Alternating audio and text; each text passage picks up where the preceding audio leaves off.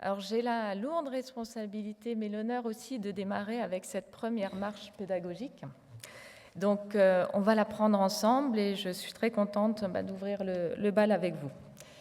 Donc je m'appelle Patricia Arnoux, je suis intervenante en médiation animale, plus spécifiquement en milieu carcéral, effectivement depuis 2008 à la maison d'arrêt de Strasbourg. Mais c'est un programme qui a commencé maintenant il y a 8 ans et que l'on développe. Alors aujourd'hui, ce matin, c'est l'expérience que je voudrais partager avec vous.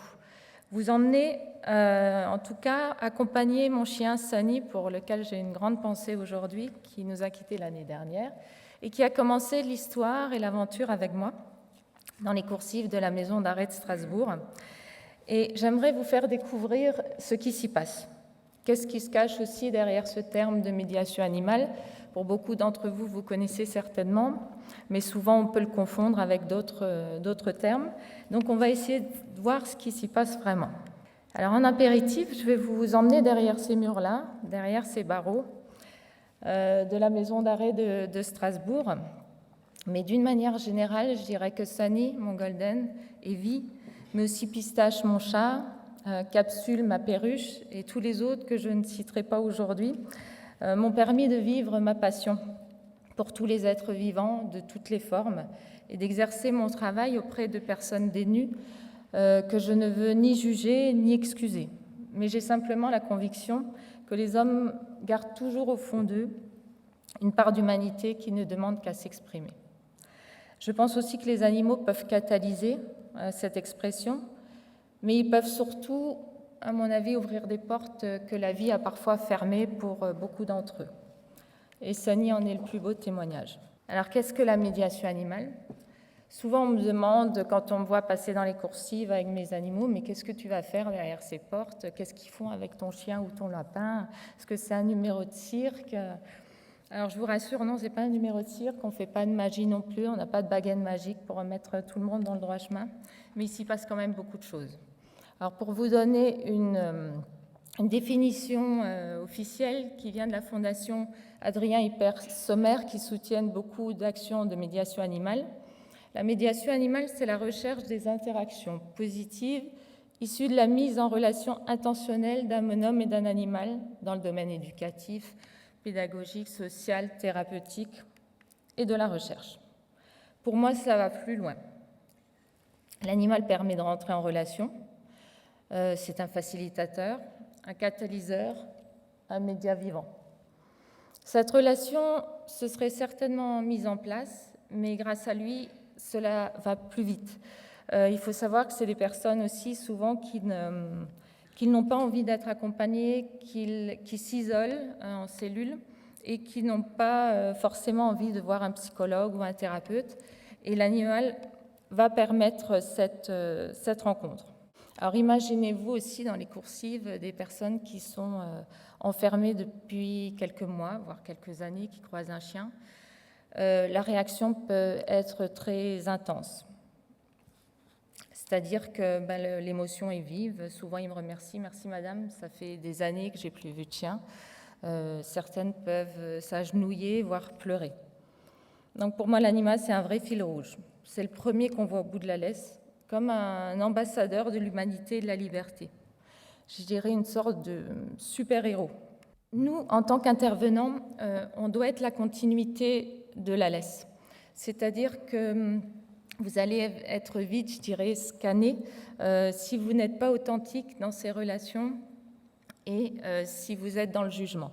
Donc ça va être vite perçu. Et l'animal nous aide vraiment à rentrer dans cette relation beaucoup plus facilement. Alors à la maison d'arrêt de Strasbourg, c'est aujourd'hui plus de 30 heures d'intervention par semaine. Grâce à mes super collègues qui sont là aujourd'hui aussi, on peut couvrir toute la détention. Alors je ne vais pas vous faire tous les détails de tous les quartiers, mais si vous voulez, l'établissement de Strasbourg est une maison d'arrêt donc qui accueille autant des jeunes mineurs à partir de 13 ans, un quartier femmes, une détention d'hommes majeurs, il y a un quartier psychiatrique également, il y a un quartier d'isolement où les personnes sont isolées, comme son nom l'indique, seules en cellule pour des raisons de sécurité, alors soit pour leur propre protection, soit pour la protection des autres. Donc tout ça pour vous dire qu'on intervient chez les arrivants, donc des personnes qui viennent d'arriver dans les 15 jours, on va dire, et il y a un quartier aussi sortant. Donc on peut accéder à tous ces quartiers. Donc qu'est-ce qui s'y passe ? Comment ça se passe concrètement ? Donc les personnes s'inscrivent sur motivation personnelle, je dirais à 90%. 10% restants peuvent être envoyés par la direction ou des gradés de bâtiment ou le psychologue de l'établissement. Mais ces personnes s'inscrivent et une fois inscrites en groupe, on les voit une fois par semaine. Donc en moyenne, c'est des groupes de 5-6 personnes, donc on retrouve toutes les semaines, mais ça peut être aussi un accompagnement individuel. En moyenne, à 3, on voit à peu près 50 personnes par semaine. Donc on nous installe dans des salles de jour, anciennement salles de fouille. Et qu'est-ce qui s'y passe ? Donc il s'y passe plein de choses. En fait, quand la porte se ferme avec nos animaux accompagnateurs, nous avons la plupart du temps notre chien qui est notre premier fil rouge, comme je vous disais tout à l'heure, mais il y a souvent 2 voire 3 autres espèces. Donc on travaille aussi avec des rongeurs, des oiseaux, etc.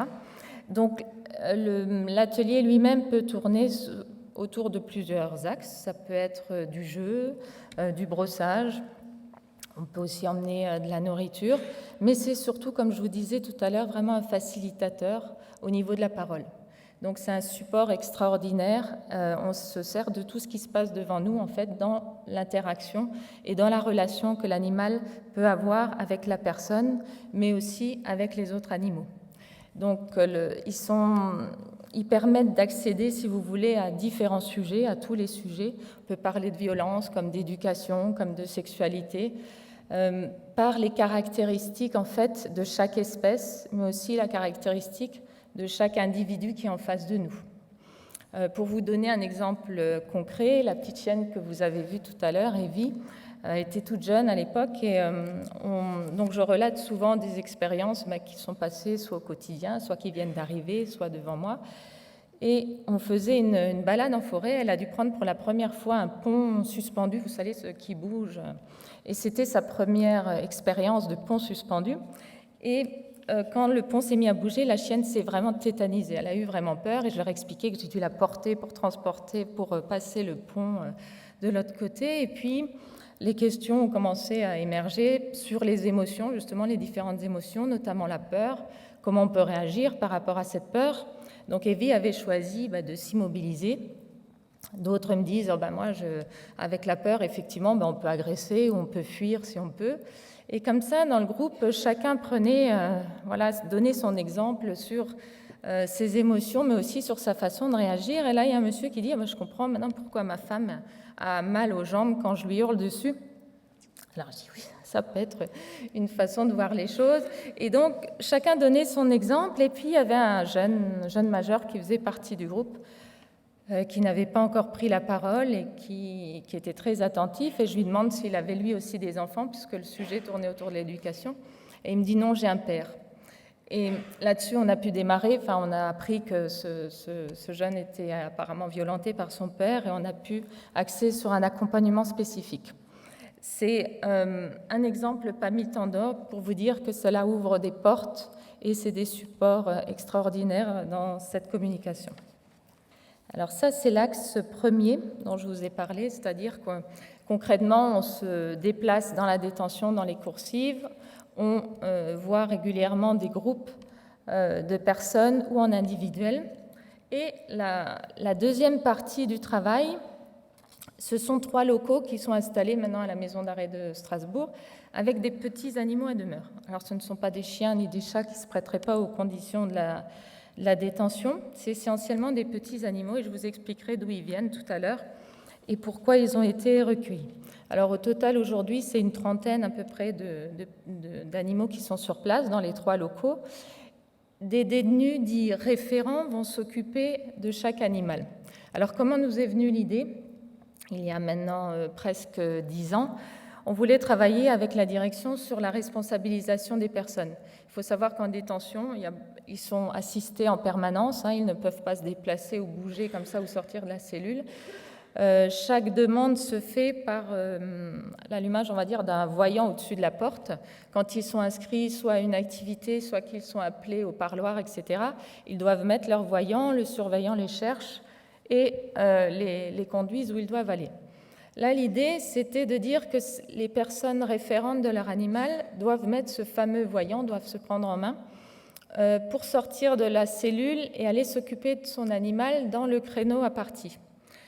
S'il ne faisait pas, l'animal n'était pas nourri, etc. Donc l'idée, c'était vraiment de les responsabiliser, qu'ils soient responsables d'une vie. Donc on a créé ces groupes dans cette optique-là, en sachant que les animaux donc, qui vivent là-bas, pour eux, je dirais la prison, c'était dehors.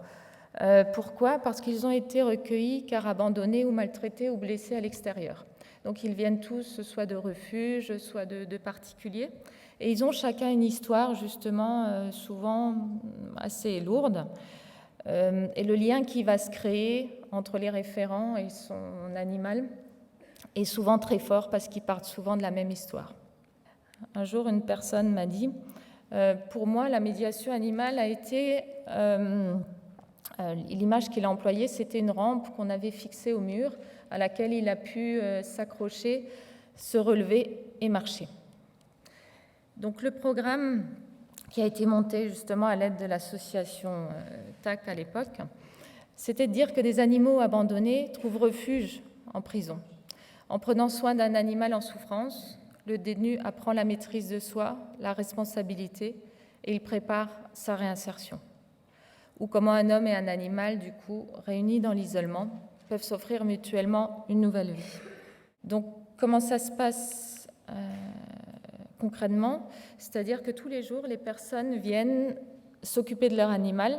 Donc, il y a l'aspect, évidemment, nourriture, changer la cage, nettoyage, mais il y a surtout le fait de créer un lien avec lui et de penser ses plaies, de redonner confiance en l'humain. Donc, les animaux sont sortis, évidemment, de leur cage. Ils peuvent, alors quand vous rentrez au moment où ils s'en occupent, il faut toujours faire attention où vous marchez parce qu'il y a toujours quelqu'un par terre ou alors regarder en l'air parce que les oiseaux volent évidemment.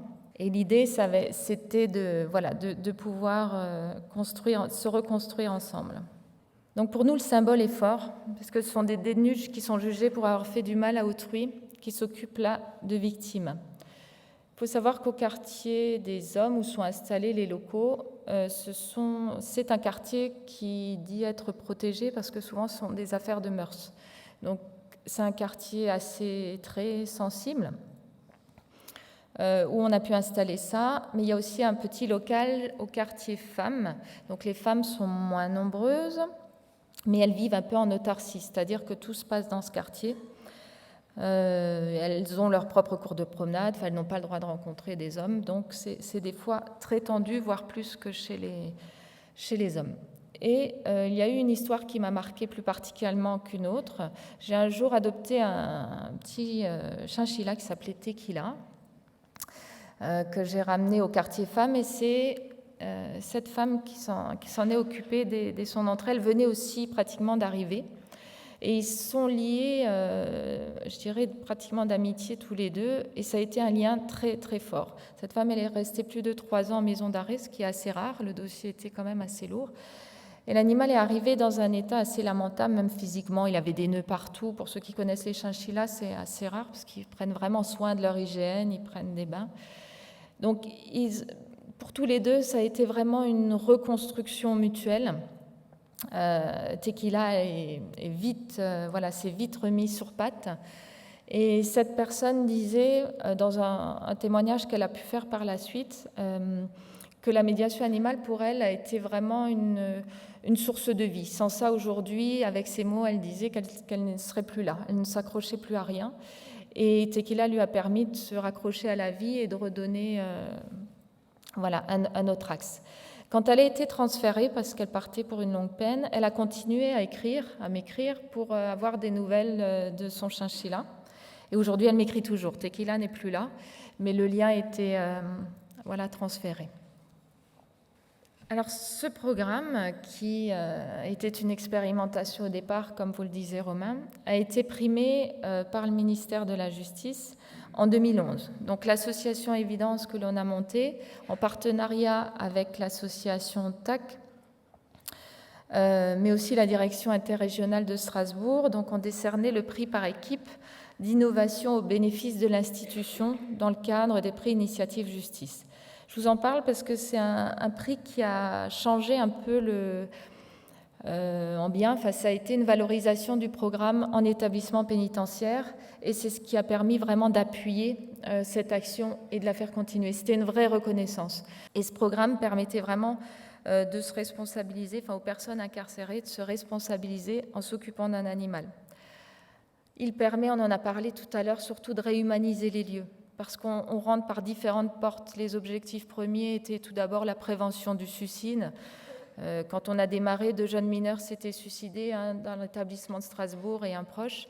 Et donc l'idée, c'était vraiment de pouvoir aussi amener de l'apaisement. On rentre aussi dans la lutte contre l'isolement, de remettre en place des règles sociales qui sont souvent inexistantes ou hors normes. Participer malheureusement plus actuellement à la lutte contre la radicalisation. Donc on est plus dans le, je dirais, dans le signalement. Donc les personnes détenues vont engager elles-mêmes un travail à travers 2 processus clés, donc la responsabilité qu'elles vont développer vis-à-vis de l'animal et la confiance que l'animal leur apporte. Donc là, vous voyez Sani, c'est celui dont je parlais tout à l'heure. Et si vous voyez sur son dos, il a Vanny, une petite gerbille. Alors, c'est un sujet qui est aussi extraordinaire parce que plusieurs espèces différentes se côtoient, personne ne mange personne. On arrive à aborder aussi la relation, le respect de l'autre. Alors, je voulais partager avec vous des témoignages aussi pour le rendre plus vivant, notamment celui de Bénédicte Brunel, pour laquelle j'ai une grande pensée aujourd'hui, qui était la première directrice avec qui toute l'aventure a démarré. Et elle disait, quand les personnes nous voyaient arriver, que ce soit les détenus, mais aussi au niveau de l'établissement, on suscitait l'étonnement, l'émotion, le plaisir. Au-delà des questionnements, les tensions s'apaisent, les personnes se rencontrent, les sentiments s'expriment et permettent à la parole d'être libérée. La confiance en soi redevient possible. Alors, je vous présente Chips, une petite souris qui était celle de mon fils, que je remercie aujourd'hui de m'avoir confiée. C'était une confiance de sa part, mais c'était très apprécié des personnes qui me disaient « Ah bon, voilà, il vous permet de l'amener ici ». Donc, il y avait ce retour aussi qui était extraordinaire parce que pour eux, ils se sentaient vraiment à la fois valorisés et à la fois compris. Alors encore une fois, l'animal réveille l'humanité qu'il y a en nous, je vous l'ai dit, et dans une approche authentique, sans jugement, c'est ce qui permet d'aller vers l'autre. Et la rencontre d'un homme et d'un animal dans ces milieux plus fermés que les autres, je dirais plus déshumanisés, permet d'accroître ces interactions positives. Par contre, il va provoquer des réactions au sein du système relationnel et en avoir lui aussi au retour. Alors notamment, je vous présente Danette, qui était notre doyenne cochon d'Inde au local des femmes. Et elles affectionnaient le fait de lui faire prendre l'air entre les barreaux. Il y a de l'herbe juste en dessous.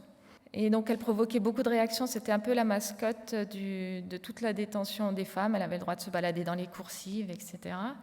Elle a pu sortir aussi. Mais elle provoquait aussi des réactions en face, parce que là, vous ne le voyez pas sur la photo, mais en face, il y a le greffe de l'établissement.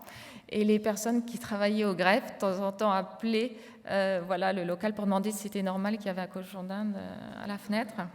Et du coup, il y avait des relations, il y avait un autre regard qui se posait aussi entre les surveillantes et les détenus et vice-versa. Le regard devenait plus humain, la relation s'humanisait.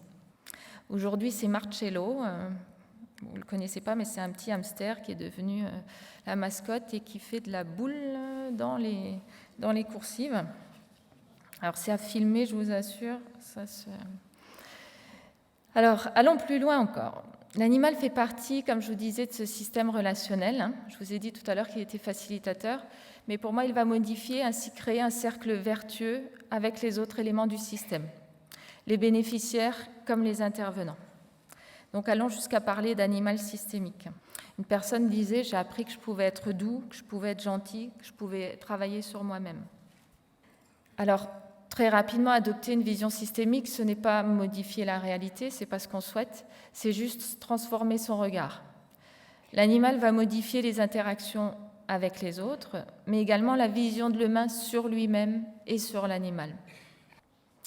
Je vous présente Pistache, qui est mon chaman à moi, pour plein de raisons. Alors, je n'aurai pas le temps de vous les citer aujourd'hui, mais lui aussi, il suscite pas mal de réactions. Il bouge les lignes, il bouge le système, mais il le bouge aussi physiquement. Alors, je vous raconte quand même juste une petite anecdote. Ça faisait 6 mois que je travaillais à Strasbourg et j'étais la première et la seule, du coup, à intervenir au quartier d'isolement dont je vous parlais tout à l'heure. Donc, on est dans une petite pièce sans fenêtre, en entretien du coup individuel, comme son nom l'indique, avec la personne isolée. Il faut que ça passe par des autorisations spéciales de la direction pour voir les personnes qui sont à l'isolement. Et nous avons obligation d'avoir ce qui s'appelle des API, des alarmes portables sur soi.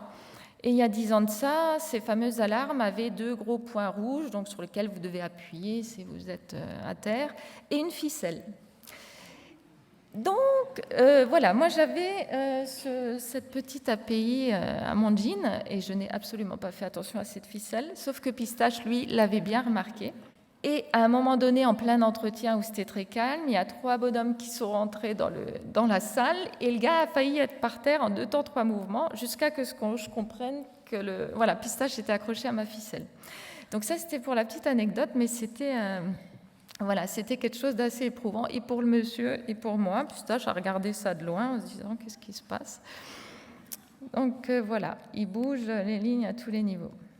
Alors, les témoignages, effectivement, je ne les ai évidemment pas tous mis, mais les plus marquants, c'est des personnes qui ont voulu témoigner soit instinctivement, enfin de manière isolée, ou alors on leur a posé la question à un moment donné, qu'est-ce que ça leur amène.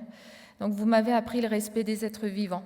J'ai eu un monsieur un jour qui, au bout de quelques séances, avec Sonny, avec Pistache d'ailleurs, il y avait Evie, a dit comme ça dans le groupe, vous savez madame, aujourd'hui je ne pourrais plus faire ce que j'ai fait au chat avant. Alors, je dis, qu'avez-vous fait? Je ne veux peut-être pas le savoir.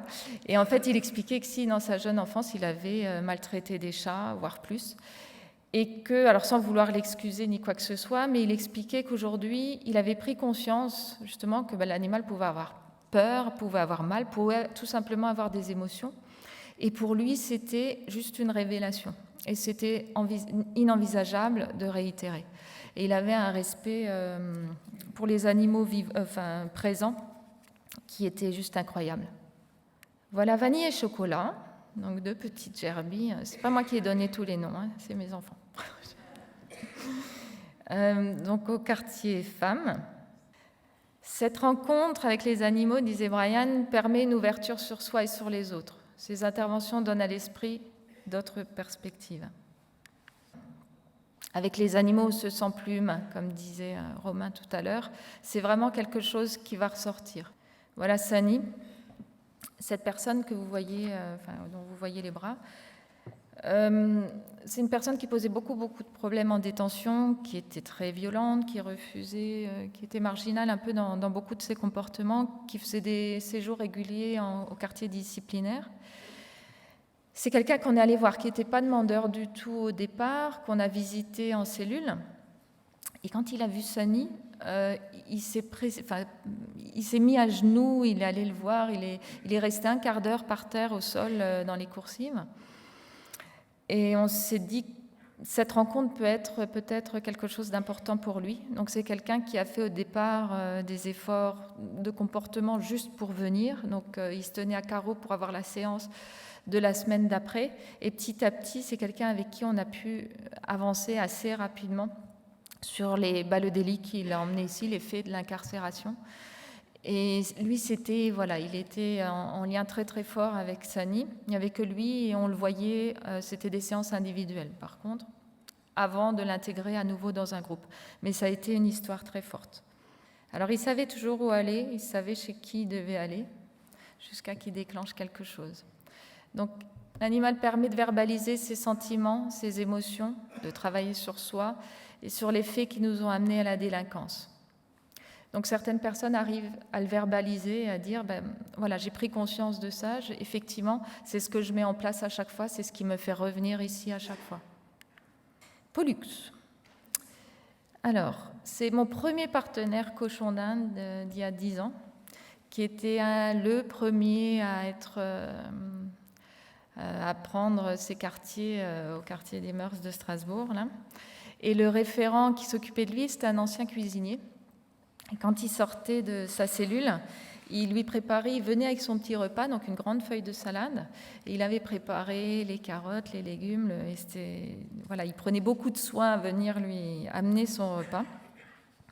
Et vous le verrez tout à l'heure, il y aura un petit film de 4 minutes. Il disait c'est lui qui a les clés de la cellule de Pollux, et c'est hors de question qu'il loupe un seul des rendez-vous parce que c'était l'équivalent de sa promenade, si vous voulez. Et ce cochon d'Inde est mort très tard, mais il est mort en prison. Et la situation a voulu que j'étais présente et que les référents aussi. Ça a été un grand moment d'émotion parce qu'il est mort dans nos bras.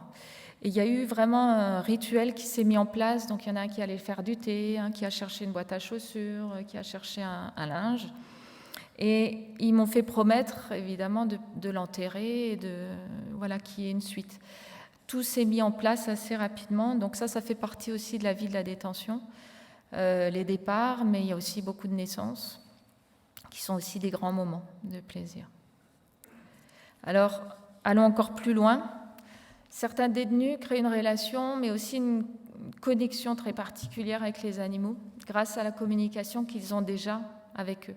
Une communication subtile, beaucoup sont déjà dans cette communication plus fine, plus instinctive. Ils ne mettent pas forcément encore de mots dessus, mais le niveau de conscience est déjà là. Et je pense à plusieurs personnes qui, notamment à un référent il y a quelques années, qui s'occupait d'une colombe diamant. Et il n'avait vraiment pas besoin de mots, ni pour se reconnaître, ni pour communiquer. On pouvait être plusieurs dans la salle. C'est chez lui qu'il allait. Et on disait toujours qu'ils communiquaient entre eux, mais personne ne comprenait ce qui se disait, évidemment, à part eux. Et Sani, oui, dans cette communication assez très, très subtile, très instinctive, un jour j'étais confrontée à une situation un peu particulière de grande tension. Il y aurait pu avoir un affrontement entre deux clans adverses, en sachant que le leader d'un des clans était ceinture noire de karaté, quelque chose, et qui préférait frapper avant de parler. Et ces deux groupes se sont retrouvés dans la même salle au même moment, ça n'aurait jamais dû avoir lieu. On s'est quand même retrouvé plus de 12 personnes coincées dans cette salle. Donc la salle, je vous ai montré tout à l'heure, les locaux avec les animaux.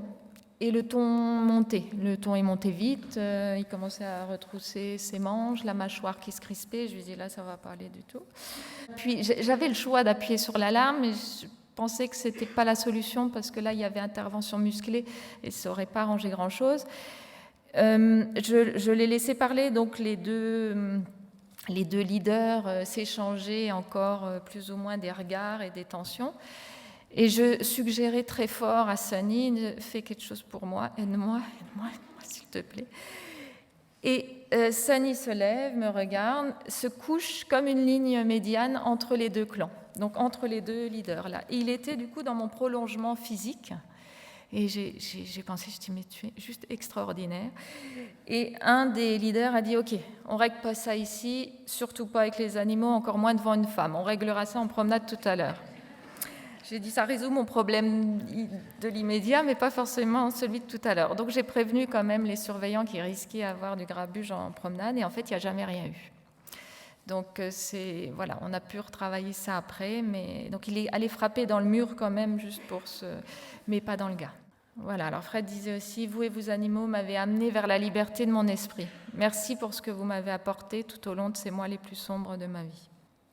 Les personnes se mettent souvent à leur niveau, se couchent au sol. Voilà. Il y a un contact physique, il faut savoir aussi qu'en détention, mais on le retrouve dans des établissements spécialisés ou en établissement pour personnes âgées.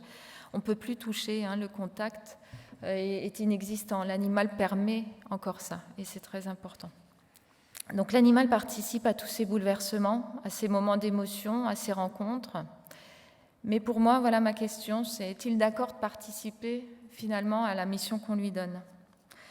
Et je dirais en effet aujourd'hui, avec nos outils de comportementalistes, d'éthologie, cela nous permet d'interpréter les postures, les signaux que nos animaux, nos partenaires nous donnent.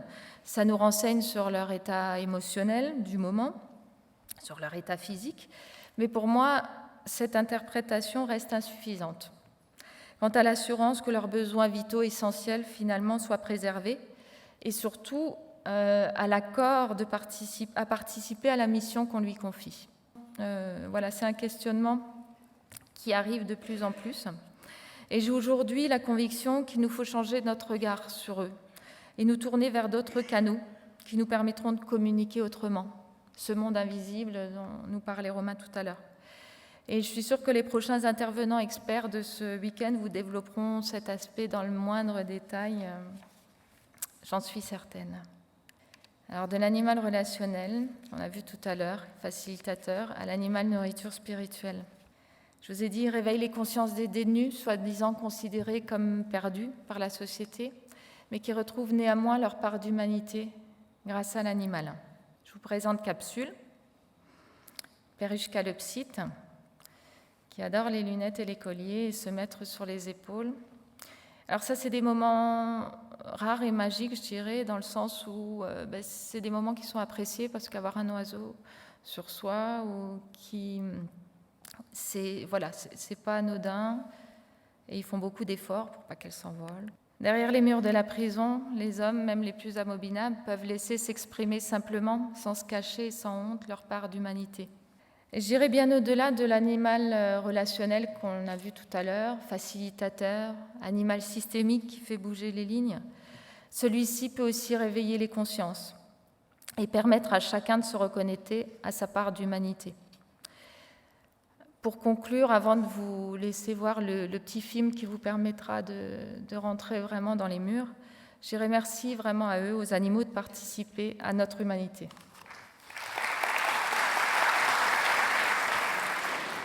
Comme chaque semaine, Patricia Arnoux et ses chiens se rendent à la maison d'arrêt de Strasbourg. Ces 2 Golden Retrievers sont autorisés à traverser ces couloirs car ils sont ici pour travailler. Patricia est intervenante en médiation animale. Sa mission aujourd'hui, redonner confiance aux détenus avec l'aide de ses 2 collaborateurs. Ces détenus accueillent Sunny, 5 ans, et Evie, 4 mois, pour une séance de travail par la médiation animale. Comment ça va aujourd'hui ? Patricia a importé cette discipline en France après s'être formée au Québec. Les exercices ludiques servent à créer une relation de connivence entre le détenu et l'animal. Si vous prenez ce côté de la brosse, le plus doux, elle va savoir que c'est un moment que vous appréciez, que vous êtes bien au moment présent. Et ça, c'est un code qu'on a passé entre nous tous. Et les chiens sont capables de capter ça sans les mots. Et les mots ne manquent pas pour évoquer les bienfaits de ces séances. On s'attache vachement aux animaux. Donc tous les jeudis, on se pose la question, est-ce qu'ils vont venir, est-ce qu'ils ne vont pas venir? Et c'est bien parce qu'on apprend beaucoup de choses et ils apprennent beaucoup de choses. Ça m'a amené du bien. Mais bon, quand ils partent, ça fait un peu mal. C'est difficile, ouais. C'est difficile un peu. Des fois, j'aimerais bien sortir avec. L'expérience commence il y a moins de 18 mois dans le quartier des mineurs, puis chez les femmes, et se généralise peu à peu. Pour la direction de l'établissement, les interventions de Patricia sont devenues essentielles. Il nous paraissait important d'essayer de rétablir cette relation avec l'extérieur. Or, l'animal fait partie de la vie. Réintroduire l'animal dans la prison, c'était aussi redonner de la vie et du sens à la vie. Mais il faut savoir aussi que ce projet s'est inscrit dans le cadre de la prévention du suicide. Lorsque les gens sont incarcérés, ils vont souvent très mal, il y a beaucoup de souffrance, il y a du mal-être. Et donc on a demandé à Patricia Arnoux d'intervenir dans ce cadre-là, pour apporter du mieux-être, de l'apaisement en fait aux personnes qui étaient enfermées. Nicolas, comment ça s'est passé pour vous avec Benji cette semaine? Ça s'est passé à merveille. À merveille, super. Ce programme est unique car une partie des animaux vit dans la prison. Tourterelles, chinchillas, rats, hamsters, cochons d'Inde, lapins et furets, chacun est nourri et soigné par son détenu référent. Dans ce quartier, tous les détenus sont condamnés pour des affaires de mœurs. Grâce aux animaux, certains retrouvent une face cachée de leur personnalité et redécouvrent ainsi leur humanité. J'ai appris que je pouvais être gentil, doux, que je pouvais travailler sur moi avec les animaux. afin de changer. Cette année, Patricia a visité 300 détenus, tous volontaires. Les bénéfices de son travail sont ressentis à tous les niveaux. Les personnes incarcérées commencent par respecter l'animal. Elles ont beaucoup de respect pour l'animal qui leur est confié. Elles se respectent entre elles. Et finalement, ce mieux-être se transpose également dans les relations détenus-surveillants. Ça s'est bien passé ? Jocelyne est surveillante dans le quartier des mineurs. Elle côtoie les détenus au quotidien et mesure l'impact du travail de Patricia.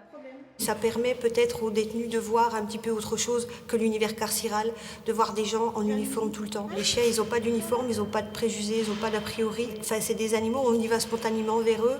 Patricia, Sonny et Evie ont ouvert la porte à d'autres collègues à quatre pattes. En effet, 3 détenus du quartier des mineurs vont accueillir prochainement un petit animal dans leur cellule.